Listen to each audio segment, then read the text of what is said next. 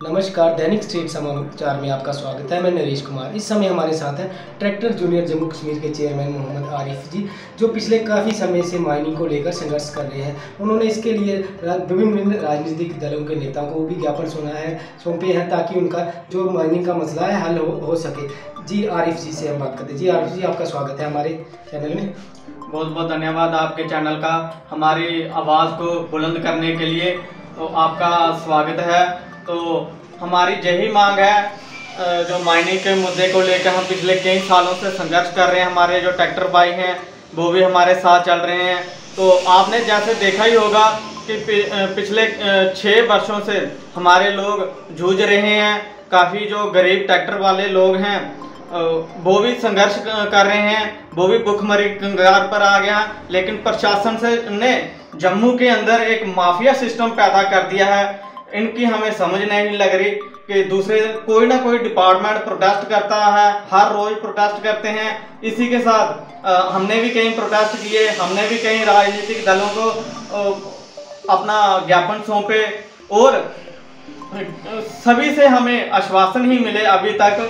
तो ऐसा ना हो कि जो गरीब यूथ है, जो ट्रैक्टर वाले हैं, जो जम्मू के सड़कों के ऊपर ना उतरना पड़े इन लोगों को।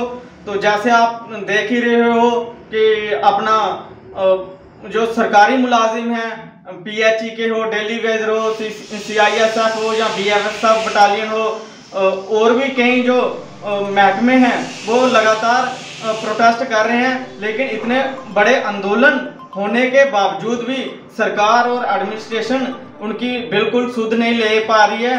तो हम तो सबसे पहले ट्रैक्टर वालों को माइनिंग का जो मुद्दा था। सर, जो माइनिंग का गोल्ड धंधा चल रहा है, इसमें पुलिस की भी मिलीभगत है।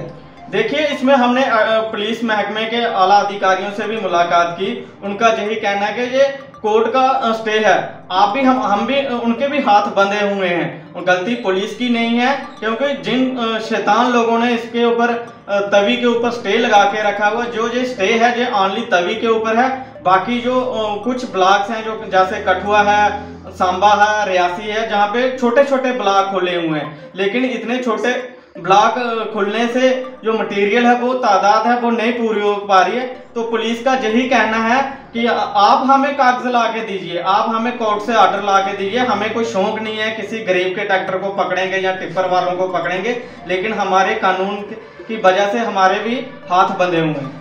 जी आरिफ जी बताइए, इसका सबसे ज़्यादा खामियाजा आम लोगों को भुगतना पड़ता है। जैसे कि रेत पहले 1000 रुपये में, आज वही रेत 2700 3000 रुपये, बजरी 35 रुपये में मिल रही है। जिसमें ये सारे डंपर वालों की मिली भगत है क्या माइनिंग विभाग के साथ? देखिए, मिली भगत किसी की नहीं है। जिसने GST देता है, जिसने 30 लाख रुपए का डंपर खरीदा है या 10 लाख रुपए का ट्रैक्टर खरीदा है, आज वो माफिया कैसे हो गया? आज जम्मू के अंदर एडमिनिस्ट्रेशन ने, सरकार ने माफिया सिस्टम चल रहा है, जहाँ पे बना दिया हमें। जो GST दे रहा है वो माफिया कैसे है, मुझे ये नहीं समझ आती है। जो 40 लाख रुपए का या 30 लाख का डंपर लेता है, रोजगार चला रहा है, आगे और ड्राइवर रखे हैं, लेबर रखी है, वो माफिया कहाँ से आ गया? ये माफिया शब्द किसने शुरू किया, ये हमें कुछ समझ नहीं आ रही है। तो इसे जो खामियाजा है, जो आम जनता और गरीब जनता है, वो भुगत रही है। और जो इसके साथ लेबर वाले भी काम करते थे वो भी भुगत रहे हैं। ये सारा जो है ये सरकार का दोष है। सरकार को अब इनके पास वकील होते हैं, एडवोकेट जनरल होते हैं, ये चाहें तो एक हफ्ते के अंदर सारा सिस्टम सही कर सकते हैं। लेकिन ये बिल्कुल चाहते ही नहीं है। पता नहीं क्या चाहते हैं कि जम्मू के जो युवा हैं या जम्मू के जो लोग हैं उनको सड़कों के ऊपर ला के खड़ा कर दिया। तमाशा बनता है, रोज तमाशा जम्मू की सड़कों पर नंगा नाच हो रहा है। हमें इन लोगों की कोई समझ नहीं आ रही। प्रतिबंध निक्की तभी में प्रतिबंध होने के बावजूद भी रात के समय धड़ल्ले से माइनिंग की जा रही है। इस पर आप क्या कहना चाहते हैं? देखिए, अब क्या करें, अब हम और तो काम कर नहीं सकते। अब जैसे कोई आर्मी बेल्ट फोर्स वाला, अब उसको बोलोगे हम एक्टिंग करेगा, वो तो कर नहीं सकता। हमने 8 लाख रुपए 10 लाख रुपया लोन लेके अपना घर गिरवी रख के लोन लिया, वो एक रोजगार का साधन बनाया।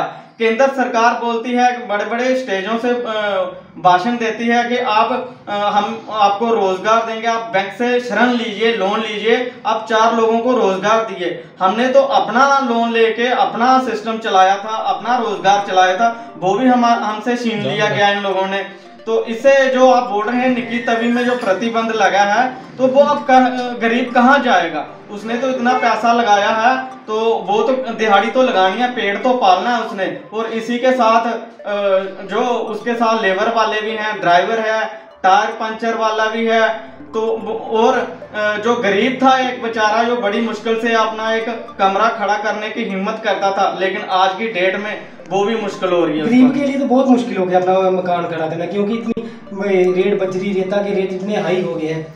तो जे जनता को अभी दायित्व बनता है कि जिन उनको आपने प्रतिनिधियों को चुना है, जैसे आपका पंच है, सरपंच है, अभी डीडीसी है, बीडीसी है, फिर डिस्ट्रिक्ट चेयरमैन है, जिन लोगों को आप वोट देते हो, उनसे जनता का दायित्व बनता है कि उनसे पूछिए कि भाई साहब हमें ये प्रॉब्लम क्यों आ रही है, ये रेट क्यों हमें महंगे दामों पे मिल रहे हैं। तो आपने पिछले दिनों देखा होगा डिपार्टमेंट ने भी रेट लिस्ट निकाली थी, उसका भी ग्राउंड पे कोई असर नहीं दिख पा रहा है। रेट लिस्ट तो एक मात्र दिखावा है, ये आप भी जानते हैं। नहीं, दिखावा तो वो सबको, जनता को भी पता है, सबको पता है। तो जो लोगों की भी थोड़ी सी बीच में कमी है कि वो भी बिल्कुल एडमिनिस्ट्रेशन से पूछते नहीं है, जहाँ अपने जो प्रतिनिधि हैं उनसे नहीं पूछते, बस वोट के टाइम आते हैं, लेते हैं, चले जाते हैं। हमारा कोई राजनीतिक मकसद नहीं है, हम यही चाहते हैं कि जो हमारा जो रोजगार है वो हमें मिलना चाहिए।